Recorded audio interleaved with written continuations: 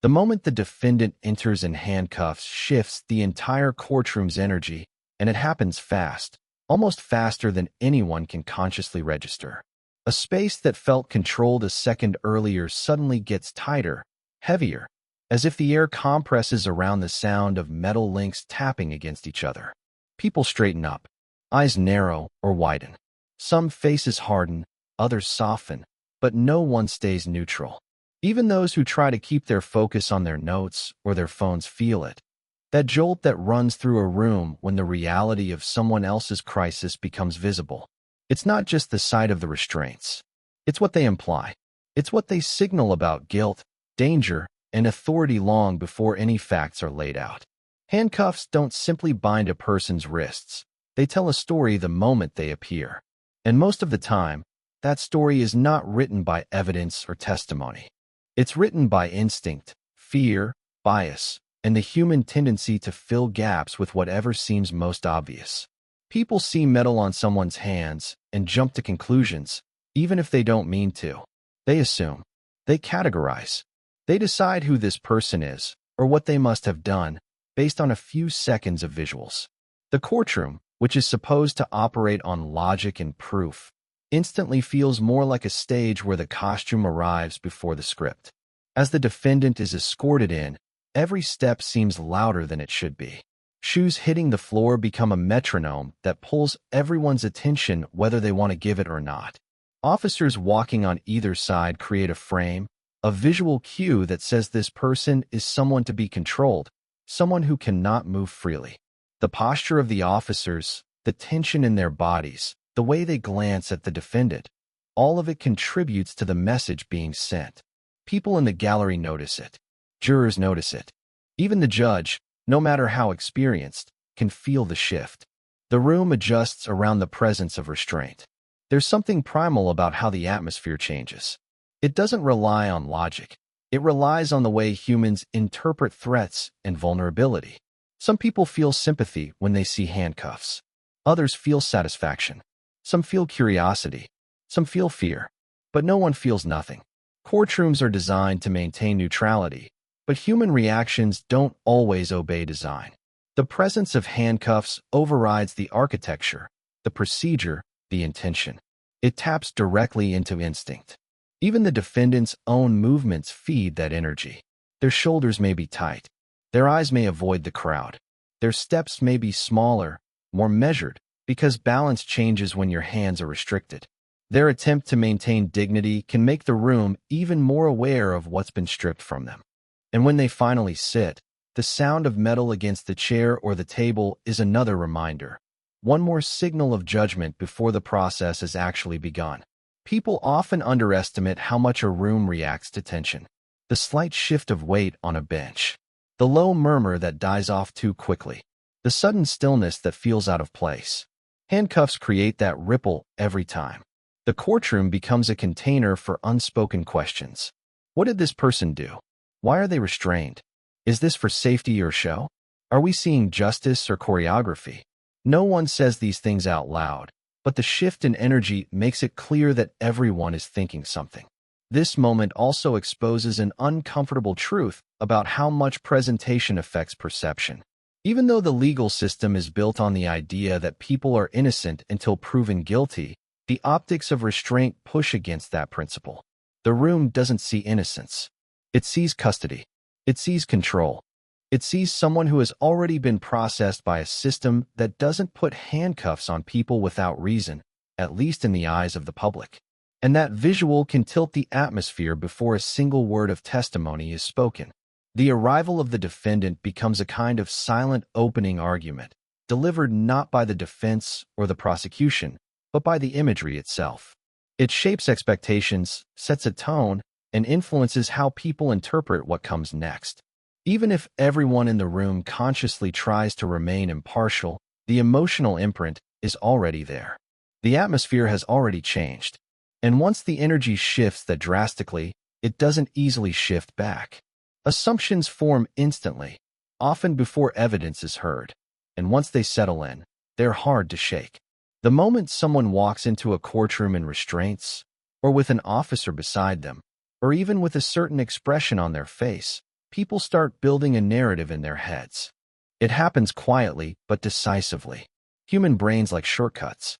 They take fragments of information and turn them into a whole story, even if the story has no grounding in fact. A look, a sound, a gesture, or a single detail becomes enough for the mind to decide who someone is and what must have happened. These snap judgments don't wait for context. They don't ask for clarification. They step forward before logic gets a chance. The courtroom is supposed to be a place where assumptions are stripped away, where patience and process matter more than first impressions. But real life doesn't follow those ideals perfectly. People sitting in the gallery, people on the jury, even people involved in the legal process arrive with their own backgrounds, beliefs, and emotional triggers. They bring their own versions of what kind of person does this, or people like that usually mean trouble. These biases aren't always malicious. Sometimes they're subtle, formed over years of stories, headlines, and personal experiences. Still, they influence perception in ways that matter long before testimony is presented. Even the smallest details play a role in forming these early conclusions. The way someone holds their shoulders, the pace of their steps, the look on their face when they scan the room, the clothes they're wearing, whether they appear confident, nervous, angry, or detached.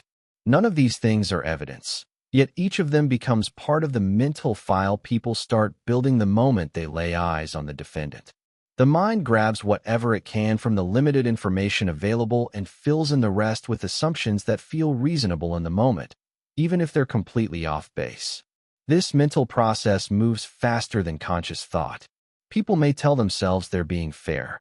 They may believe they're withholding judgment. But their body language often betrays something else. Tightened shoulders, crossed arms, a slight lean away, a quick glance toward the exit, or even a subtle sense of empathy that changes how they listen. These reactions shape the emotional atmosphere of the room, even if no one acknowledges them. The collective assumptions hang in the air, influencing how every word and action is received. The prosecution and defense both understand how powerful first impressions can be. They know that once an assumption takes root, it can flavor everything that follows. A jury member who has already decided someone looks dangerous might view neutral behavior as hostile. A juror who sees vulnerability might interpret the same behavior as fear or compliance. These interpretations become filters through which the entire case is viewed. And because they form before the evidence is heard, they have the potential to tilt the balance silently, long before arguments begin. Even the design of the courtroom reinforces assumptions. The elevated bench, the fixed seating, the uniforms, the badges, the separation between those who judge and those who are judged, all of it communicates roles and expectations. A defendant sitting alone at a table appears isolated by default. A prosecutor rising with confidence appears authoritative. These structural cues feed into the immediate stories people create in their minds. They decide who looks prepared, who looks credible, who looks lost, who looks intimidating. These impressions are built within seconds. People also carry assumptions about institutions themselves. Some trust law enforcement without question. Others distrust it entirely. Some believe the system is fair. Others believe it is stacked against certain people.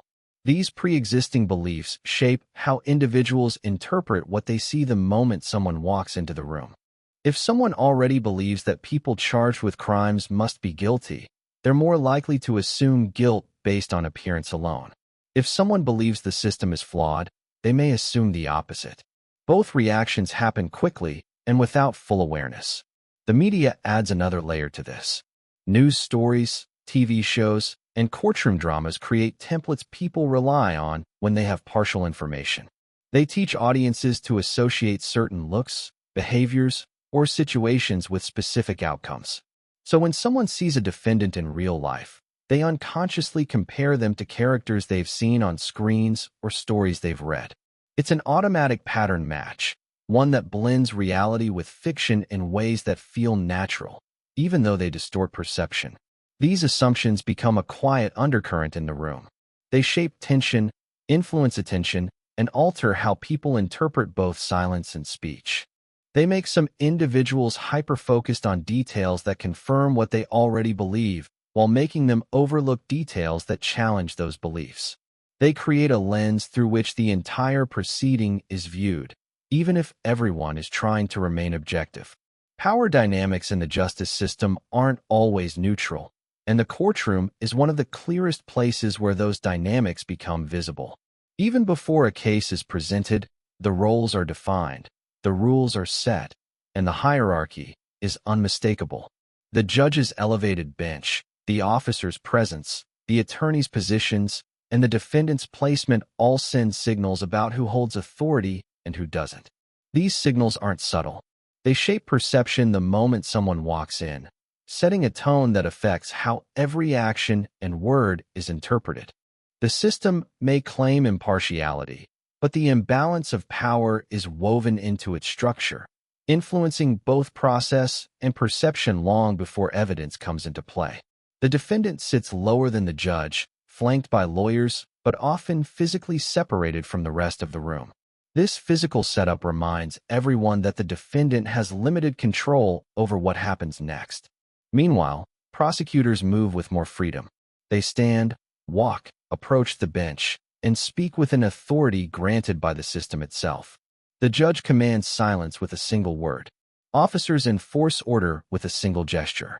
These are not just symbolic actions. They reinforce a hierarchy that determines who gets to speak, who gets to stand, who must wait, and who must ask for permission. When a courtroom functions this way, it becomes clear that neutrality is more of an aspiration than a default state. Even the language used in court reflects unequal power. The defendant is referred to by formal titles that often emphasize their status in the case, not their humanity. The state, however, speaks as an institution, carrying the weight of government authority. When the prosecutor says, "the people," it creates a sense that the defendant stands on one side, while everyone else stands on the other. This framing, intentional or not, influences how the courtroom sees the situation. It suggests that one person is up against an entire system, making neutrality difficult to maintain even before testimony begins. Officers in the room contribute to this dynamic as well. Their uniforms, badges, and visible weapons remind everyone of the enforcement power backing the proceedings. Their posture and positioning signal control. When an officer stands near the defendant, the message is direct. This person is under restraint, under surveillance, and under the system's authority. Even if the defendant behaves calmly, the presence of uniformed enforcement shifts the psychological balance. Those watching, whether jurors or spectators, instinctively place trust in the symbols of power they've been taught to respect. These visual cues tilt the perception of neutrality without any explicit intent. Attorneys, too, participate in this hierarchy. The prosecution often has more resources, more access to information, and more institutional backing. The defense may be left to counter a narrative already supported by a network of authority. Public defenders handle overwhelming caseloads. Prosecutors collaborate closely with law enforcement. The imbalance doesn't come from malicious actions. It comes from a system designed with uneven weight distribution. Even the jury feels the influence of this structure. They are told to be impartial, yet every structural cue around them points to one side, holding more official legitimacy than the other. Power dynamics also show up in the way decisions are made. The judge decides what evidence is admissible, what questions can be asked, and what lines of reasoning are permitted. The defendant cannot object. They cannot direct the flow. They must rely entirely on their attorney, who must navigate rules that often favor the prosecution's evidence-gathering methods. The state, with its investigators, labs, and records, typically has the advantage in information. The defense must react to what the state presents, often with far fewer resources. These built-in disparities shape outcomes in ways that have nothing to do with the actual facts of the case. Even timing reflects the system's power structure. The court's schedule rarely bends for the defendant. Hearings are delayed, rescheduled, continued, or shortened based on the needs of the institution, not the individual. The defendant adapts. The system does not. This imbalance reinforces a message. The person on trial must conform to the court's pace, not the other way around. Waiting and holding cells, being transported in restraints, standing when told, sitting when told. All these details create an environment where one side's authority is constantly reinforced while the other side's vulnerability is exposed. Public perception amplifies these dynamics. When people walk into a courtroom, they already trust the system's structure more than the individual being judged. They see the judge as wise, the prosecutor as credible, the officers as objective. This isn't because these roles are held by perfect people, but because the system assigns inherent authority to these positions. Meanwhile, the defendant carries the opposite image: someone under suspicion, someone restrained, someone whose credibility is already weakened by circumstance. Neutrality becomes difficult when the room itself pushes people towards certain assumptions. All of this creates an environment where power is unevenly distributed, even when everyone involved tries to uphold fairness. The courtroom may strive for balance, but the imbalance is built into the walls, the procedures, the visuals, and the expectations. The unexpected arrival of the defense secretary disrupts the narrative in a way that no one in the room is prepared for. Courtrooms operate on routine. They follow schedules, procedures, and predictable patterns that rarely deviate. People enter when expected and sit where assigned. Judges maintain order, attorneys follow protocol, and the most unusual moments usually come from emotional testimony or heated exchanges. That's why when someone far outside the usual cast steps into the room, especially someone with national authority, someone whose decisions reach beyond the courtroom walls, the entire atmosphere fractures. Every assumption that settled earlier becomes unstable. Every quiet conclusion people had already drawn gets pushed aside. Before the arrival, the story seems straightforward. A defendant in handcuffs. Officers escorting him in. The quiet hum of expectation from people who think they know how this will go. But when the doors open and the defense secretary walks in, the rhythm of the room breaks. This is not a person who casually observes legal proceedings. This is someone who moves in circles where wars are weighed, national security decisions are made, and the consequences of their actions ripple through countries. Seeing that level of authority step into a courtroom immediately changes the stakes, even if no one knows why they're there. The first reaction is confusion. People glance at each other to confirm what they're seeing, searching for context. Is this a coincidence? Is this planned? Did someone make a mistake? The presence of a high-ranking official introduces a new variable that doesn't fit the ordinary narrative. Courtrooms rely heavily on predictability, and sudden power entering the space disrupts that predictability more than any outburst or objection ever could. Even the judge, who is used to being the highest authority in the room, becomes momentarily overshadowed. Authority doesn't just arrive, it rearranges the hierarchy. Then comes the suspicion. People wonder what connection the defense secretary could have to the defendant or the case. They try to read body language, searching for clues. The secretary's expression, their pace, the people accompanying them. Every detail becomes meaningful because no one knows what the moment means yet. When unexpected authority walks in, everyone tries to reinterpret the story they built earlier. The defendant no longer looks like just another person on trial. Something about this case must be larger, more complex, or more politically sensitive than anyone realized moments earlier. This disruption also affects the emotional landscape of the room. Some people feel fear because powerful officials rarely appear without reason. Others feel curiosity, the kind that makes them sit up straighter and sharpen their focus. Some feel a surge of tension, sensing that whatever is happening lies outside their understanding. Courtrooms are environments where people seek clarity and resolution, but the arrival of a high-level official introduces uncertainty instead. It suggests that something critical is unfolding behind the scenes, something that may never be said out loud, but will shape everything that happens next. The attorneys feel the impact most sharply. The prosecution may sense a shift in confidence or worry that the presence of a major official undermines the narrative they plan to deliver. The defense may feel a flicker of hope or a deeper pressure, depending on what relationship the secretary has to the case.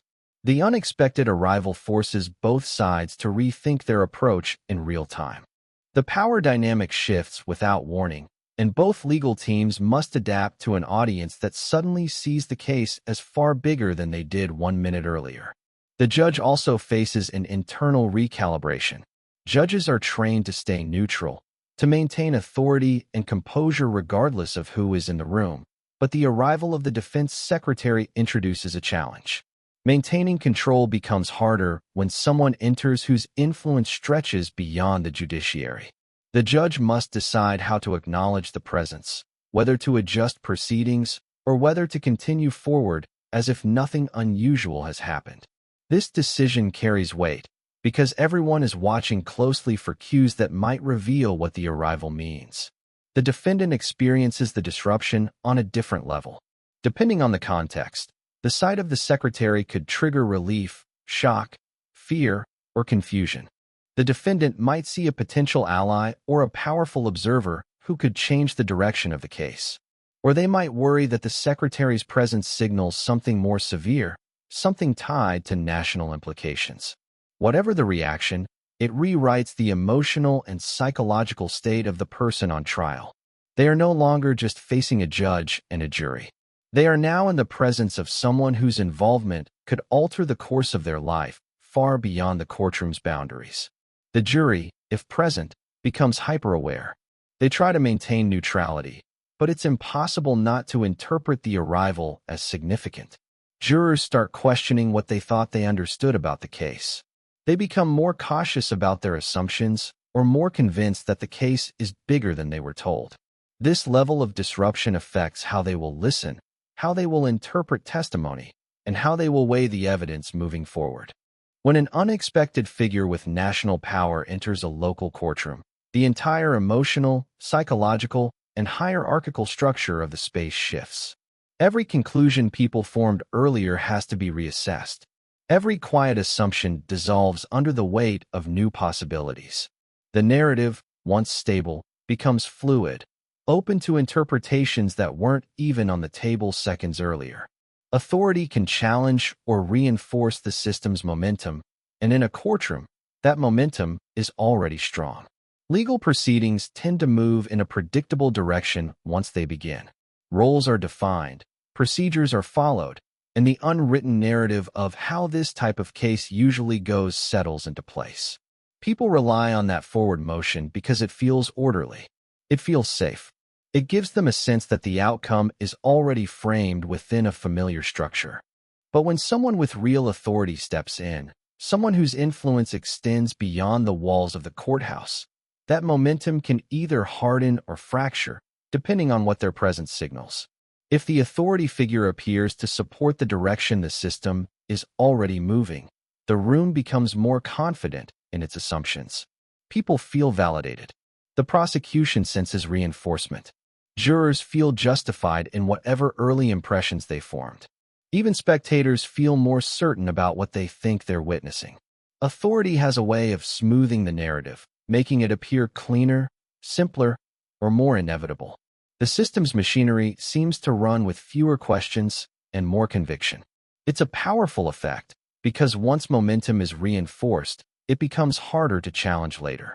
People trust that the path they were already on must be correct if a figure of authority aligns with it.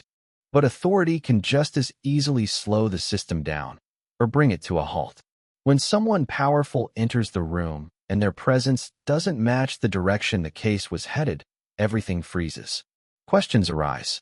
The sense of inevitability breaks. The idea that we already know where this is going slips out of reach. Even people who felt confident minutes earlier now start second-guessing themselves. They wonder what they missed. They wonder what the authority figure knows that they don't. Their certainty dissolves, replaced by a mix of curiosity and unease. This happens because authority carries weight beyond logic. People respond to it instinctively. They listen more carefully, watch more closely, and adjust their expectations based on how the authority figure behaves. When someone who holds national or institutional power deviates from the expected script, it signals that the situation might not be as straightforward as everyone believed.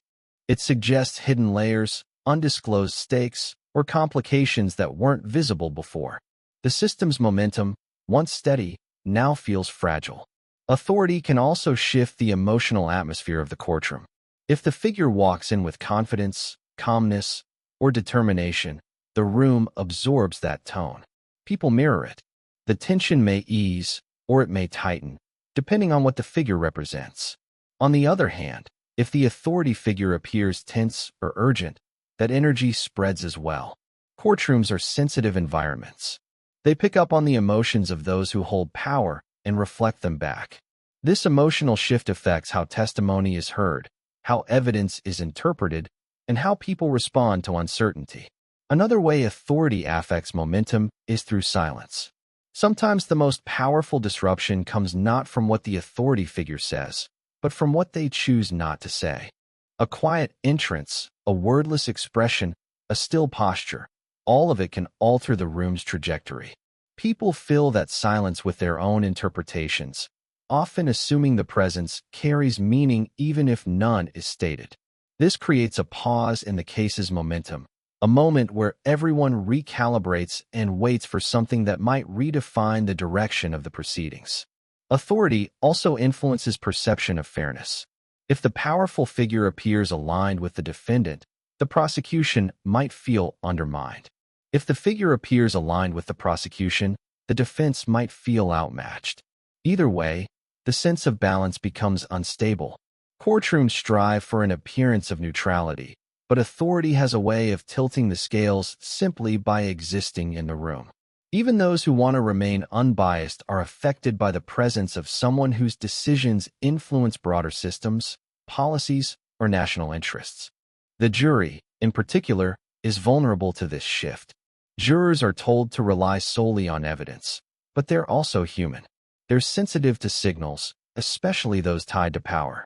A figure like the defense secretary carries symbolic weight, leadership, national responsibility, access to information beyond public view.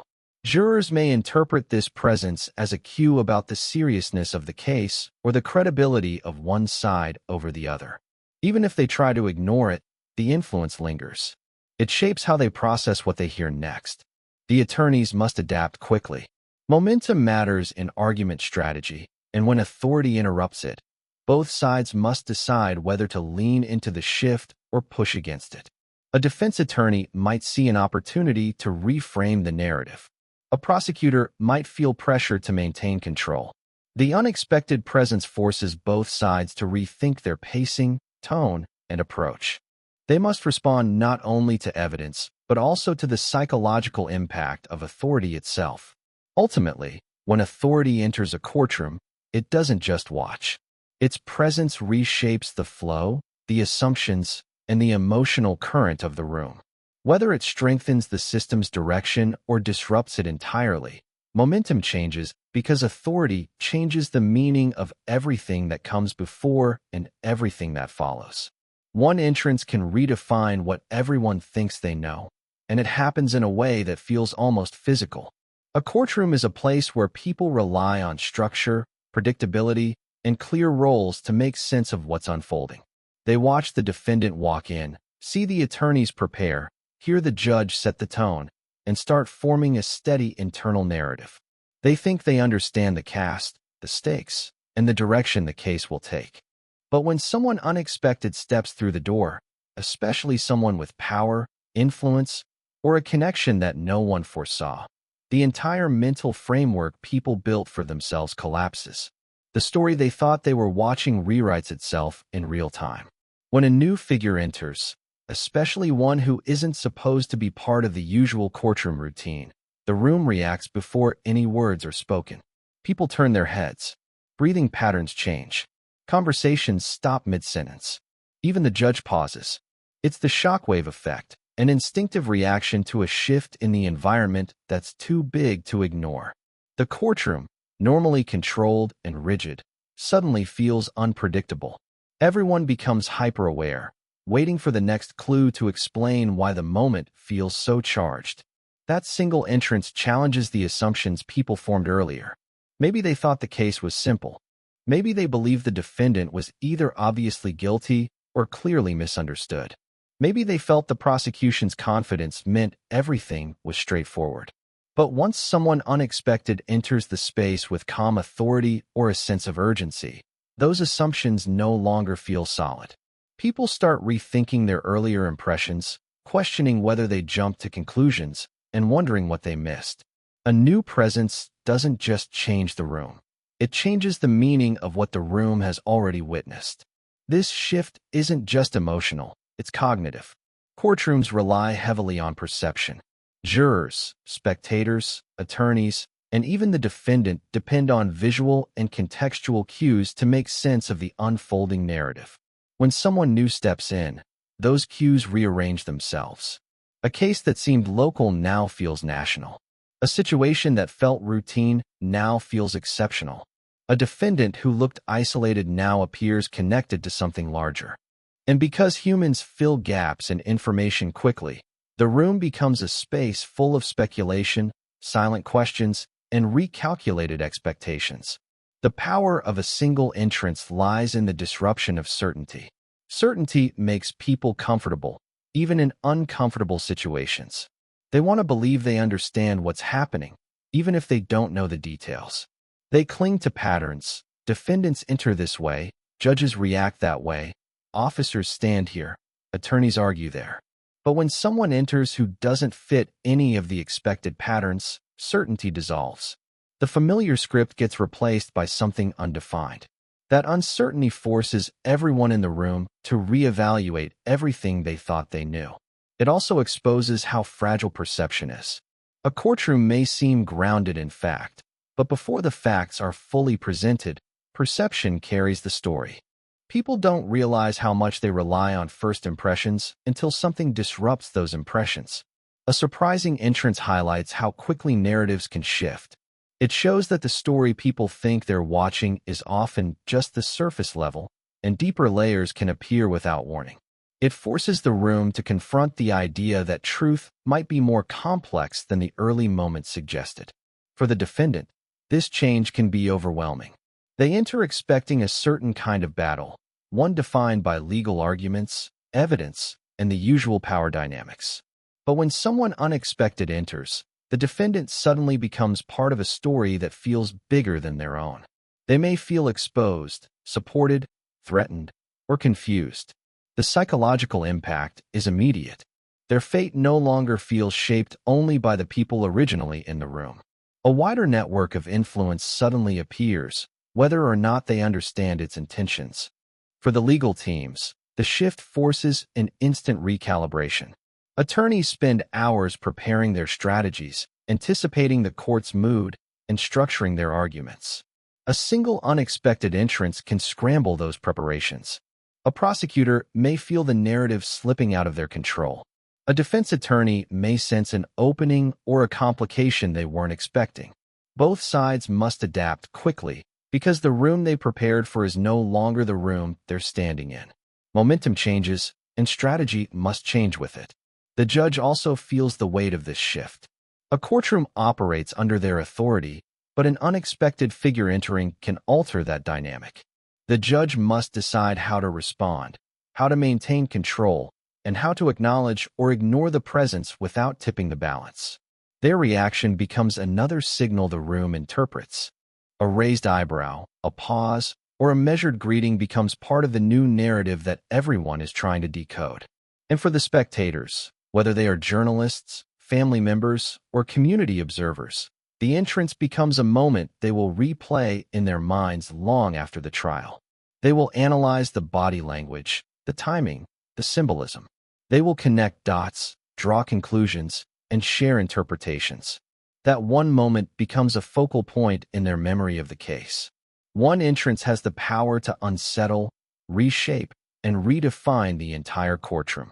It interrupts the assumed trajectory and forces everyone, consciously or not, to question the story they were building in their heads. It becomes the kind of moment people recall when they describe the case later, because it marked the exact point when the narrative stopped being predictable and started becoming something else entirely.